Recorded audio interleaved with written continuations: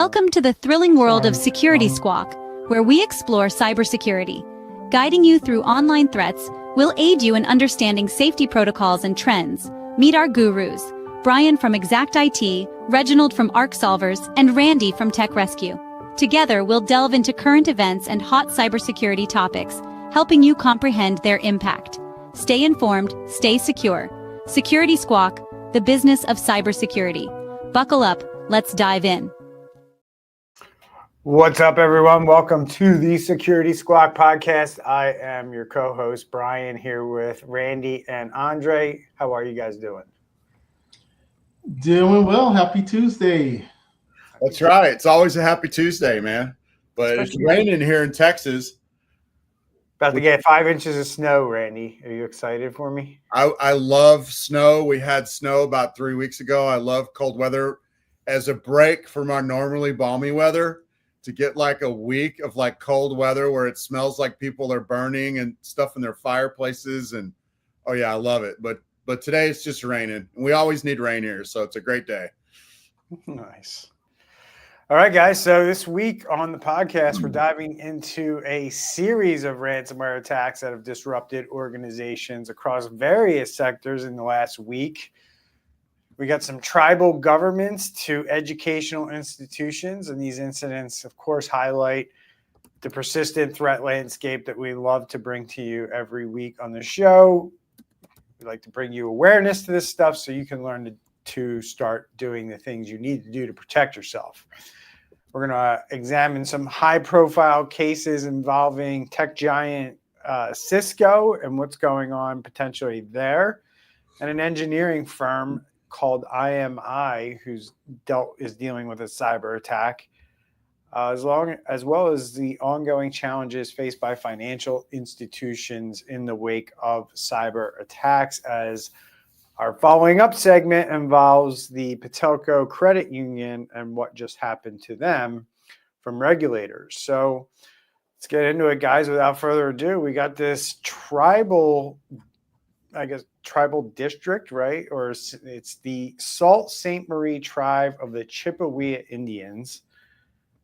This is like got to rank up there with like anybody can be hit when these guys are getting hit, right, guys? I mean, it's like, of course they operate casinos. So yes, they, for that reason, they would be a significant target for a ransomware group.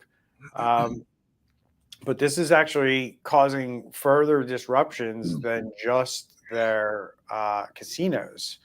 So what we know as of right now, that the attack occurred somewhere around the 10th of February, so just yesterday. And this has impacted government offices, health clinics, casinos, and other businesses throughout Chippewa County. All five Keewatian casinos operated by the tribe have been suspended, their gaming operations, that is, as of 7 a.m. on the 10th. And tribal government offices and health clinics remain open, but with limited capabilities for essential services to tribal members.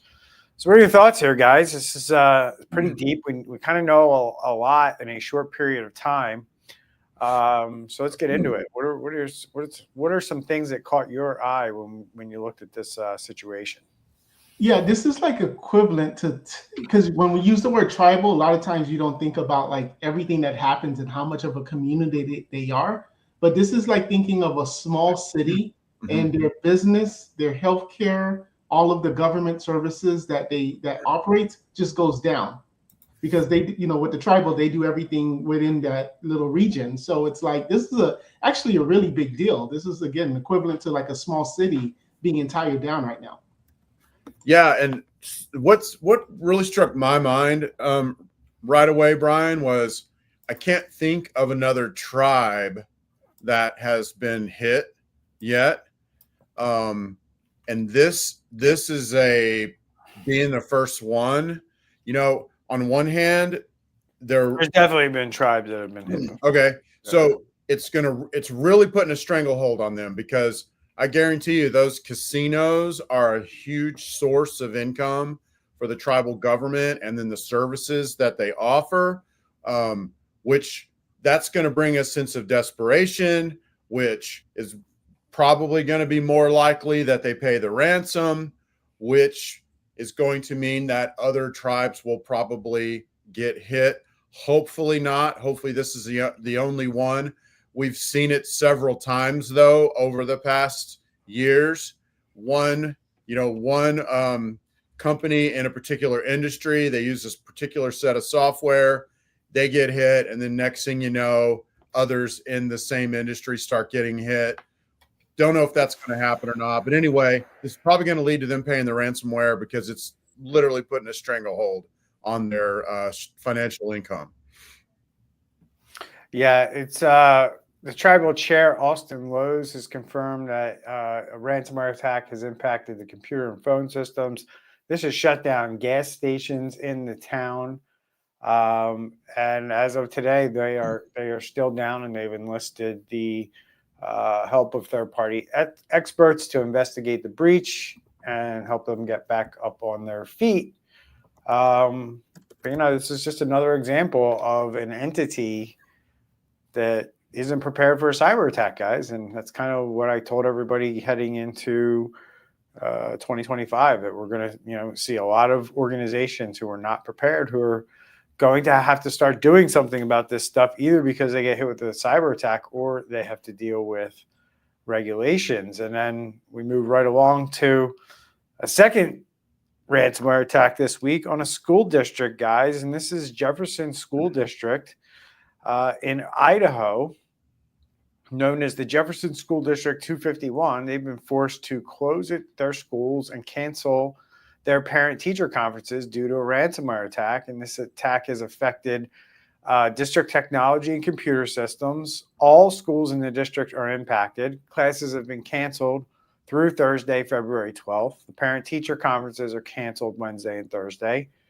The district is working with specialized IT company to resolve the issue. The FBI has been notified of the incident, and phone lines are down at many schools, and emergency text line numbers have been provided to parents as a response to the attack. So another example here of a government entity / school district / school hit with ransomware. I wish we could use AI to check our podcasts, and at least once a week when we do our podcast, it's either a school or a hospital that's always being covered, guaranteed. Mm-hmm. I forgot to share my screen, guys. You didn't let me know. Yeah, it just says Security Squawk in the logo. Yeah. Fancy My logo. My bad. There we go. Yeah, so school out in Idaho, of course. These school districts, guys, are just a prime target for cyber criminals, and it doesn't really matter the time of year anymore with this stuff. They used to like to time it around certain events, but they're going to hit when they want to hit. So if they think they can get paid, they're going to hit you, and they're going to reveal themselves and hit you with ransomware. That's typically what we see with this stuff. And when these cyber criminals, they'll embed themselves for months, sometimes up to close to a year before they kind of let whoever they want to know. That's what cyber criminals do. They sit on your network, they figure things out, and then eventually they let you know that they're there by deploying something like ransomware on your network. And schools are a huge target. And let's talk about that. Why do they like to go after schools? And obviously we can say follow the money, but let's go a little bit deeper than that. I mean, because each of those young people that are at the school has a social security number that can be used to create online identities and all kinds of stuff. And going from there, who at 12 years old thinks to monitor their credit, right? Probably nobody, or 1% or maybe 5% at the most. It's not normally something that's getting done. So if they're able to get a hold of this information, that's one thing they can do. They can use the information to do chat and ChatGPT to do phishing campaigns on the parents. I mean, there's a lot of valuable information, I guess, is the bottom line, Brian. Yeah, and if this attacker calls the school and says, hey, we have all of these students, sensitive personal information. Just pay the ransom. It's not your money anyways, right? It's not going to hurt your pockets. You're just going to pass it through the taxpayers. Administrators may be more inclined versus a small business where they would just literally go out of business, after paying it, and they have to make a much tougher decision. Yeah, and I'm just gonna kind of call a spade here, guys. And you guys are, tiptoeing around and being nice, but the reality of it is I'm not. This is a high visibility entity, any school, right? Because it's part of the community, and a lot of people in the community, especially children, are impacted by this, but also parents. These parents are, as we've mentioned before, with prior cyber attacks in schools, these parents are going to have to take days off of work to stay home with the kids when the kids can't go to school. So the frustration level becomes a little bit higher. But the reality of it is why these schools are being hit with ransomware is because cyber criminals know that many schools operate on very, very tight budgets. And that can lead to, things like vulnerabilities, outdated systems, and, call a spade, insufficient investment in cybersecurity infrastructure. Like I say, all businesses, schools aren't the only guilty ones, but, if some private businesses, let's say they're maybe a 5 or 6, schools are probably a 1, 2, maybe a 3 if they're doing things better than others. So this makes it easier for attackers to exploit them and exploit the vulnerabilities in their networks and their basically their insufficient resources around cybersecurity is why I believe that we're seeing so many schools in the news getting hit with things like ransomware. So it's a big problem. I don't know how we're going to solve it. It looks like things might get a little tougher with the current administration and their plan for just dismantling the federal piece of the Department of Education and putting it back to the states. So you're going to have to this is going to go to the communities, and the communities are going to have to figure this out with their schools at the end of the day, which isn't really a bad thing in my opinion. So well, the whole cybersecurity landscape, Brian, if you imagine a giant parking lot at a giant mall filled of, you have to go back 20 years for this, but anyway, filled with thousands and thousands of cars, and the cyber criminals the criminals at the time just going through each car, checking to see if a door's unlocked. If the door's unlocked, they can steal whatever in the car easily.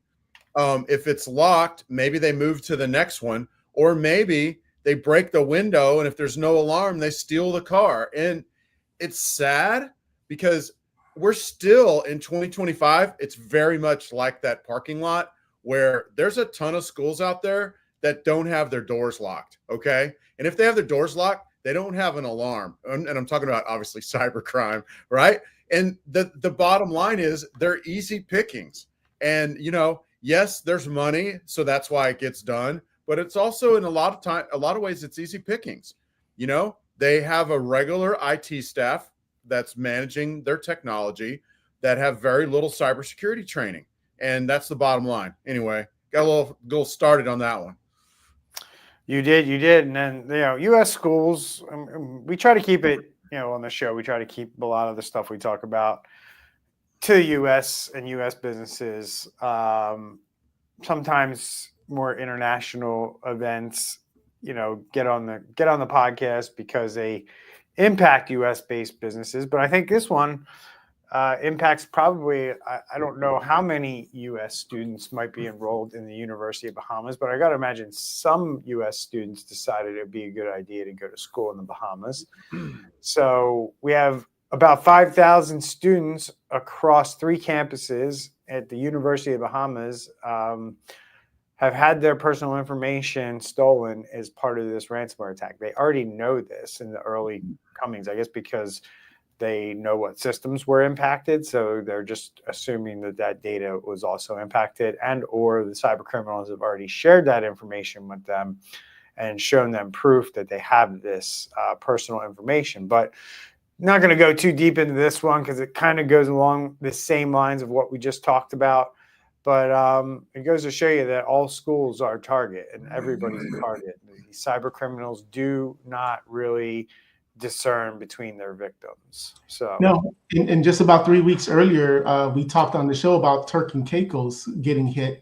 right. And if you think the U.S. schools have bad security practices, imagine these, other countries that don't have the resources and the money. And the thing is, Andre and Bryan, like, they don't have the money, which is true, but as soon as they get hacked, they come up with the money, which is like usually like multiples, like what, 3, 5, 10 times more than they would have spent up front to prevent. They end up coming up with the money somehow. So yes, they certainly do. And usually, obviously, as you point out, they pay more. But at the end of the day, it's, this is where we either see them do it right or they do it wrong, or continue to do it wrong and get hit again. So I'm actually missing something out of my show notes here, guys, that I need to figure out real quick. Is right. But I want to move on to this story on, as soon as I can newspaper find hack. it. You want to do the newspaper hack? I'll do the Sure. newspaper hack. Go ahead. We'll jump into the newspaper hack. I don't have the article right now, but let me grab It's at it. the top. Okay. Yeah. So basically, there's an organization that was hit. U.S. newspaper publisher Lee Enterprises is 1 week into tackling a nondescript cybersecurity event. All kinds of issues come out when I read that. We'll talk about in a minute, saying the related investigation may take weeks or longer to complete. The publisher's CEO, Kevin Mowbray, confirmed the incident with a statement issued last week in the evening of February 7th. He said they had notified law enforcement and were working to determine what information, if any, may have been affected by the situation. Mowbray refused to speculate on any further details at the time, although the Register contacted the company requesting more information about the nature, expected recovery time, and did not hear back. They added that the CEO added they are working to identify and implement any additional steps we can take to prevent something like this from happening again. Once again, didn't have the money up front. Now they're in the middle of it. They have to do it. They will come up with the money. So basically, the reason this caught our eye, Bryan, me and Andre for sure, caught my eye just because I live in a smaller community of like 75,000 where they still print papers and people still buy them. And, there's all kinds of community events in there. And yeah, we have Facebook and all the digital stuff. But I get it. There's a community impact newspaper gets delivered to my house. I think it comes out monthly or bi-weekly or something like that. But bottom line, that's really why this caught my eye, because in a smaller community, like a newspaper is still a thing, and it's still like a big part, a lot of times a big part of the community. Well, obviously this hacker, he wanted to make the headlines. Oh gosh. Hey, you got any other dad jokes? But one thing to note is that this is their second time. 5 years ago, they got hacked by Iran, the government. This was during the election cycle. So if your company, your enterprise gets hacked by Iran, you would think going forward, you have an airtight system. Come on, dude. Hey, man. Dude, I don't even know how these newspapers that show up in my house, in my mailbox, even make money. I know they probably sell ads. Yeah, it's by selling ads. But I can't imagine that they have the money to handle that. You're probably not wrong. So it's a great question, right? Because, these are those kind of like, I know Randy, and Randy has a good heart, right? And I know when Randy reads something like this, that's what he thinks about. He thinks about like, man, these like little newspapers that like, they serve a community. They bring, they highlight good things in small towns, right? They usually talk about things like what's going on at the police. If certain people, like we get them in my town, right? Talks about the police, and maybe guys that get promoted in the police department or the fire department. Talks about kids in schools and athletic accomplishments and things like that, right? And whether you like those things or not, Randy's the type of guy who does, right? And he doesn't want to see those things go away. But these types of events could make those things literally disappear from our lives. Yep. Because they're just not going to have the resources and funds to withstand this without outside help, right? So. Right. And they have 3,000 employees. So it's still, between all of their companies. Yeah. So it's still a nice sized company. Yep. Yeah, I mean, it's a consortium, right, that publishes this across a bunch of states, right? So, it's probably not as small town as you think, but it still provides a service, right, at the end of the day. And guys like Randy will miss these types of things when they go away. So, dude, I never read the paper. I'm just saying, a lot of people do in our community. I just hang out with people that read the paper, and then they tell me what's going on. Randy's got quarters in his pocket. That's right. So here's the article I was looking for that I didn't have up in my tab. So this is another cyber attack on a local government here in the U.S. Tarrant, Alabama. Texas. Yeah. Oh, that's in Alabama? Yeah. And they fell victim to a ransomware attack that has significantly disrupted municipal operations. It occurred on February 1. Affecting the city's computer systems, guys, and the city services were severely impacted, including the police department's ability to access records and run background checks. The attack encrypted city files, demanding a ransom for their release. Mayor Wayman Newton confirmed that the city would not pay the ransom following advice from cyber experts. The city is working with federal and state agencies, including the FBI, to investigate the incident. Restoration efforts are underway, with the city rebuilding its systems from backups. The attack's full extent and potential data compromise are still being assessed. City officials emphasize the importance of cybersecurity measures and are implementing stronger protocols to prevent future incidents. Of course. And the incident highlights the vulnerability of what we talk about all the time on the show. Smaller municipalities and their vulnerability to these sophisticated cyber attacks. So here we go. Another small town that's going to have to deal with this. Obviously, insurance will kick in, but taxpayers are going to have to foot the bill for some of this. And trust me, there will be a bill that goes along with this, even though it seems like they may be getting out of it without paying the ransom. That remains to be seen, right? It's a little early yet to be making that call for sure to say 100% that they're going to get backup from backups and they're not going to pay the ransom. And as like the city of Columbus, Ohio found out when they didn't pay the ransom, all of their stuff ended up on the dark web. So I don't know, is this a growing trend that we're seeing with cities not caring about people's personal information and just saying, hey, we're not going to pay it, and we don't care if our citizens' information gets spread all over the dark web? Well, that seems to be what's going on. I would cross out cities and just put general, right? Like everybody that we're talking right, about. But you would think that the government would want to protect this more than anything. I mean, geez, the government tells businesses they have to protect private information all the time. Yep. And one interesting thing in this article, I don't know if it was on purpose or what, but they described it as a terrorist. And usually you'll see, the word cybercrime, but they said, these terrorists. So that's a interesting word. If this word is going to start being used more for cyber criminals. Where did you see that in the article? I have. Yeah.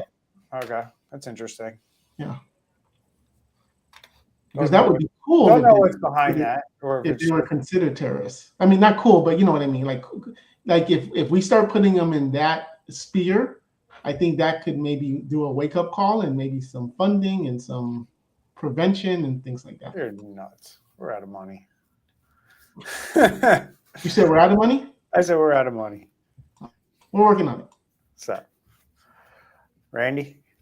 No comment. No comment on small towns being attacked? Come on. Well, once again, I mean, it goes back to the thing I said at the beginning. Since you want me to say something, it really does, man. There's so many towns out there that are just easy pickings, that have absolutely nothing, and they're going to the conferences. The states have conferences. They talk about cybersecurity. They know they need to have it, but they've got 5 employees or 20 employees or whatever, and they don't know what to do. And there's a lot of it going on out there, man. Yes, sir. Yes, sir. Here's a report, guys, out of Forbes, and we'll talk about this here. Was Cisco just hit by ransomware? We don't want to hear that because that could be bad. But what happened and what to do? So Kraken ransomware group posted sensitive information allegedly stolen from Cisco. The data included privileged administrator accounts and password hashes. But Cisco's saying that the incident occurred back in May of 2022 and was fully addressed then, and no impact on customers were reported. And basically, Cisco's saying that the attackers gained control of a personal Google account with Cisco employee credentials, and Cisco successfully removed the intruder in 2022.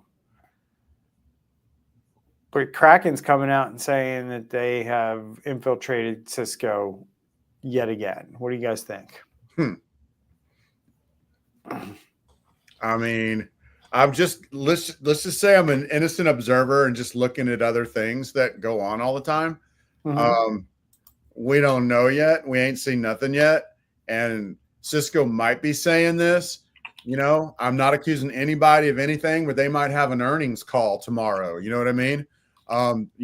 Like I said, not accusing anybody of anything, but man, I'm going to wait and see when the chips fall or whatever before I call this one. Because you're right. It could be something old.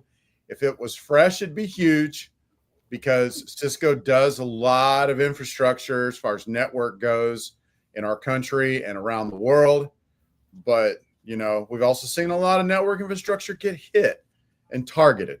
So I wouldn't be surprised either way, man. Okay. So, Andre, you have any thoughts here? No, wait and see, because if it's just recycled news and for whatever reason they just wanted to make themselves seem important, then that's one thing. But I guess, like Randy said, just wait and see. Kraken doesn't need to do this for publicity reasons. I mean, maybe, but I don't believe that's what's behind this. And Kraken is saying on their dark web leak site that they're leaving. They left a threatening message saying that they've had long-term access to Cisco's network. And I'm just going to kind of say this. I'm aware of particular bounty or bug bounty hunters out there that have reported things to Cisco in the past. And I can tell you that Cisco's not really one of those companies that comes out and works with these bug bounty hunters in what I would call a cooperative and professional manner. I've seen responses from Cisco to these bug bounty hunters that, aren't very professional, and they get very defensive about these guys finding these vulnerabilities in their products, because quite frankly, you're reporting this stuff to the people who built this stuff.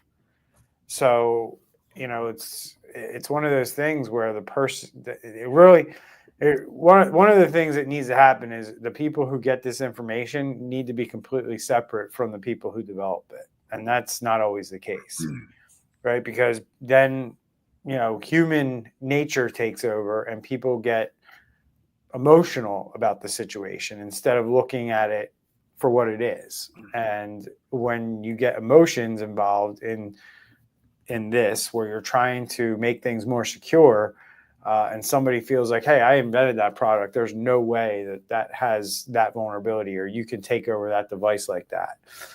And look, these bug bounty hunters are a lot of times doing this stuff for free, so they're not going to sit there and spend a lot of free time showing these guys what they're doing or not doing that's causing the vulnerability. So when that happens, a lot of times these guys end up getting hacked because somebody else finds out about it or somebody else figures it out. And that could be what's happening here with this Kraken group, is that, Cisco never really addressed it, and Kraken's been taking advantage of it for a very long time. And you guys are right on the wait and see thing, because look, if there's a vulnerability out there, it's only a matter of time before it's being exploited in the wild. So we'll see, right? We will. All right. So let's jump over to this IMI story. It looks like that's the next one on the docket. Let me just see. Here we go. Engineering firm IMI hit with cyber attack just days after Smith's Group incident. So let's dive into what this one's about. It's a Birmingham-based engineering firm, and they've reported a cyber attack, and the attack involves unauthorized access to IMI systems. The company operates in 50 countries across the US, Europe, and Asia.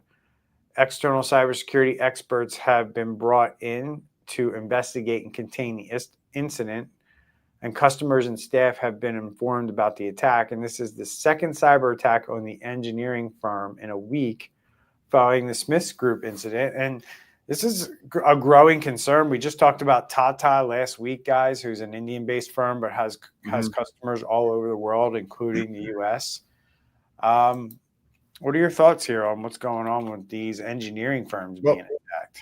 I saw the article last week about the other engineering, or the week before, I remember. It was recently, the last several days or whatever. And, I mentioned this earlier in the show, where sometimes we'll see in one industry, they figure out how to get in, they kind of learn their ways, and then boom, they get into another one, same industry. And it looks like that's potentially what's happening here. We don't know yet. We don't have enough details. But that's definitely something that we've seen in the past. Yeah, and they work with, they're kind of like a supply chain. So if they're down, this could be really bad for a lot of people. They are in the industrial sectors, and being that they're in about 50 countries, they're going to have to deal with a lot of different regulators as far as GDPR, UK cybersecurity laws, SEC breach notification. So this is, really awful for them. It is. Their shares fell 3% following the announcement. The full financial impact of the breach remains uncertain at this point. And there's obviously, as you mentioned, concerns about potential revenue deferrals or extraordinary charges as a result by customers.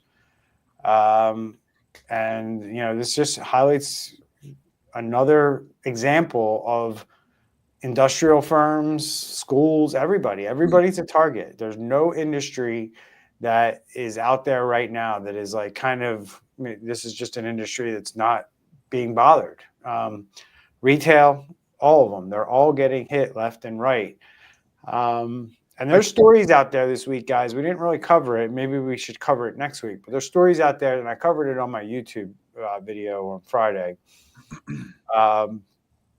But they're saying like ransomware payments are down 35%. Now, this isn't the first time this has happened, right? And I think there's reasons that I'm not going to go into as to why it's down 35%, but it's all over the news, right? And it gives everybody this false sense of like this problem is going away or this problem is diminished. And that is not the case whatsoever. There are other reasons why ransomware payments are quote unquote down 35%, but ransomware attacks in general by number are up significantly. It's just the difference between whether companies decide to pay it or not. And there's a lot of different reasons why companies are not paying, or hint, hint, why cyber criminals are not waiting around for companies to decide to pay. Mm-hmm. And that's the biggest change that nobody's talking about in these articles. And it goes to show you that people just don't understand what's really going on when companies get hit with ransomware. I think, go ahead. Sorry. I said thoughts? Yes. So earlier when we talked about, you asked the question specifically, like, why hit a school? We talked about, what's the information there? What can they make money from? An engineering firm is going to be a little different. And we ought to look at that for a second. Like, what are they going to get out of an engineering firm? Well, you've probably got proprietary information. That's the first thing I think of. Some sort of something that they're doing that they can use to, sell on the dark web or to their competitor or make public. You also have your loss of income, and then that whole thing you briefly touched on it, Bryan. Basically, they get in there and then send invoices, to their whole client list. Tell their client list, hey, we've got a new bank, send your money here or whatever.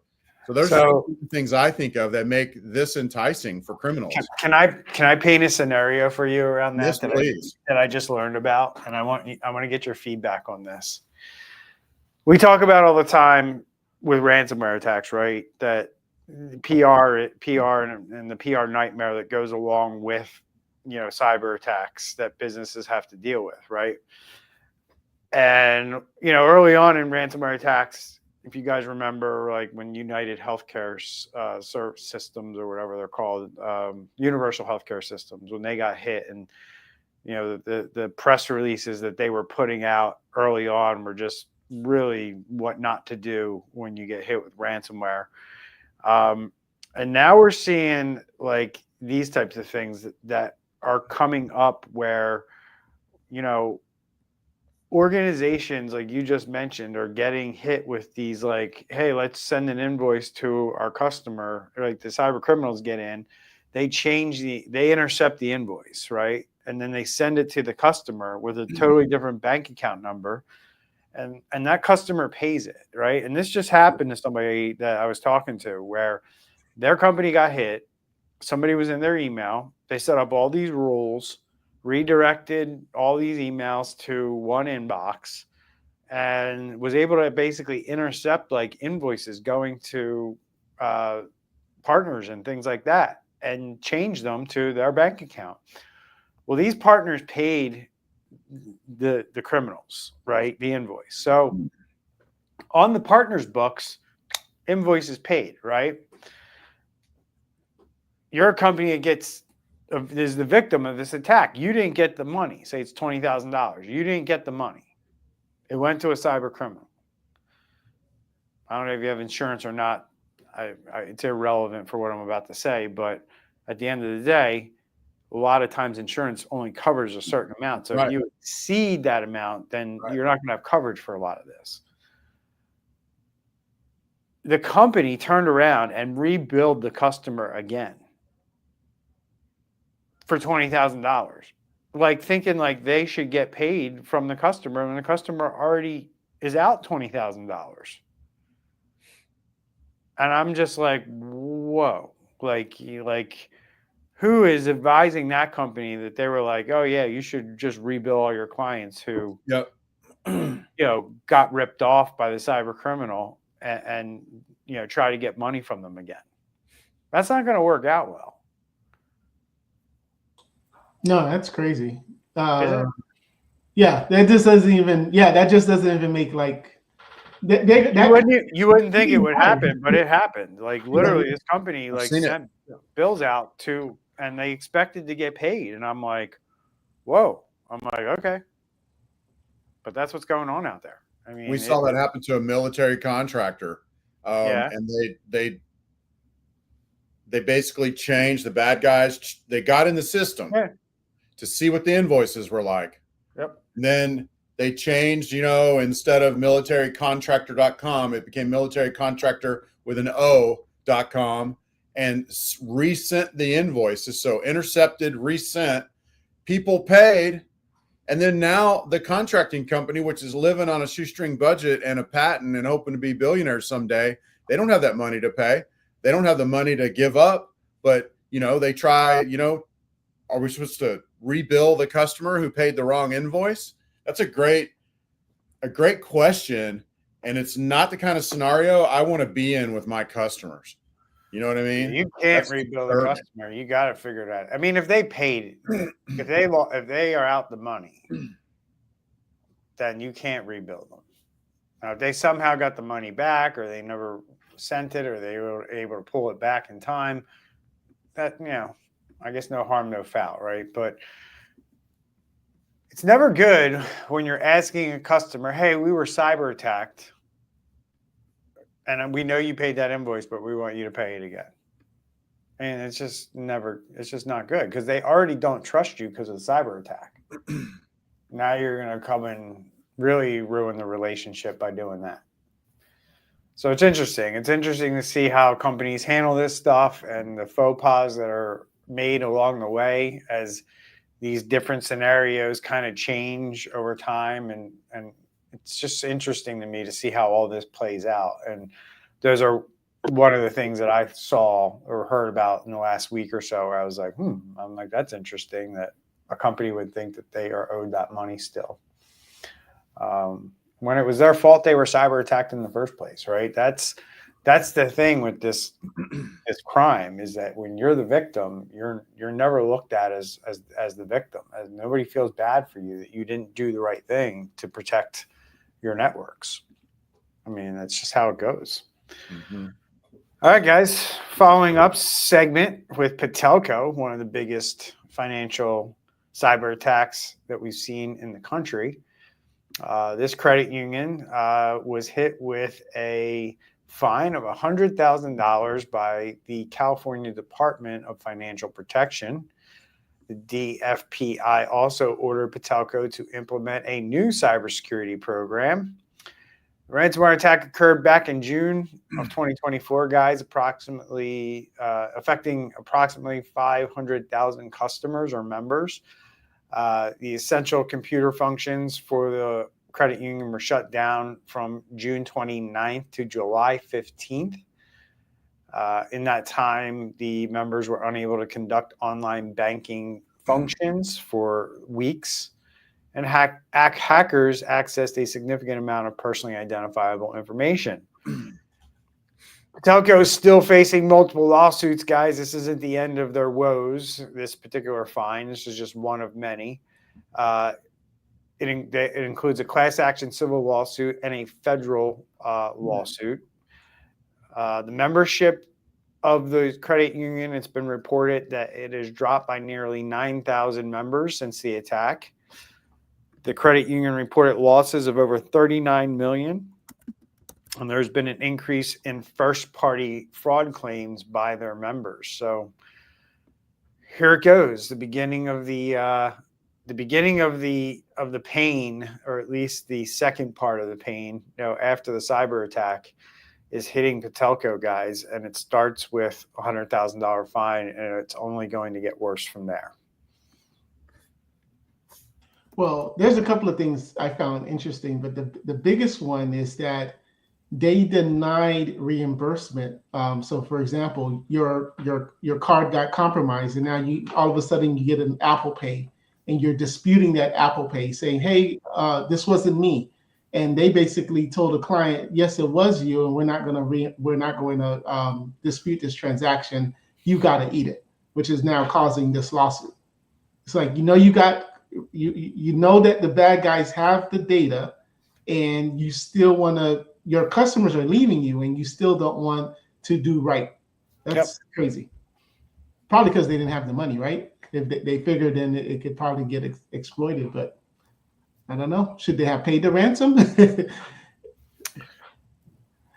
So, Randy, Patelco has to retain an independent compliance consultant. This is part of what they had to agree to. And they have to report cybersecurity updates to the DFPI. And they said, and obviously the company says they're implementing enhanced measures to strengthen their cybersecurity program. So you think that's enough, or at least enough for now, to hire an independent compliance consultant and report your cybersecurity updates to the government? I mean, just hiring a consultant, I don't know. If you hired like an outside firm to handle that, that would make sense. That's probably what it is. Hopefully it's that. It's probably basically they can't have their own employee doing their compliance. I mean, I don't hear anything mentioned about training for employees. So that's probably part of the program that they're going to have to improve and implement. But they have to report what they're doing. You know, the interesting thing here is, like, if they were in New York, they would have to do this by default. Mm-hmm. Like, you have to report to New York DFS. If you're under New York DFS, you have to report to them annually on your cybersecurity program. So it's interesting that they're kind of singling this bank or credit union out to do this. Kind of makes me wonder what's on the other side of that. Like, who's actually checking this work? Is the state of California, structurally set up like the New York Department of Financial Services is to evaluate this stuff? Yeah, nothing beats New York and their auditors and regulations that they have. And it, I don't want to dig at California, but here I go. It just seems like they've fallen behind in this respect of not necessarily having tight controls and restrictions. I mean, I know it's a credit union and it's not exactly a bank, but it's a bank. It ought to have the tightest of controls. And You're right. It should have just happened automatically, by law instead of by, decree and all that jazz. But this is very after the fact. It's very cleaning up the mess. And, we should make them do this now. When, like I said, if you were in New York, you would have had to have been doing this already. So, yeah. And this is the bank that they were down for 2 weeks. We covered this one as well. Over 2 weeks. It was almost a month. So payroll couldn't get large sums of withdrawals from your account. Long lines at the bank. I wonder what the original ransom was. And if it probably was, I'm not saying they should have paid it. I'm just saying probably considerably less than what this has cost them so far. Oh, yeah. But on the flip side of that, Randy, probably doing this right from the get would have been at least costly. The easiest thing, yeah. So, all right, guys, that wraps it up for this week. Appreciate your insight. And we will see everyone next week. Stay safe out there. Remember, share the show. See you next week. Take care.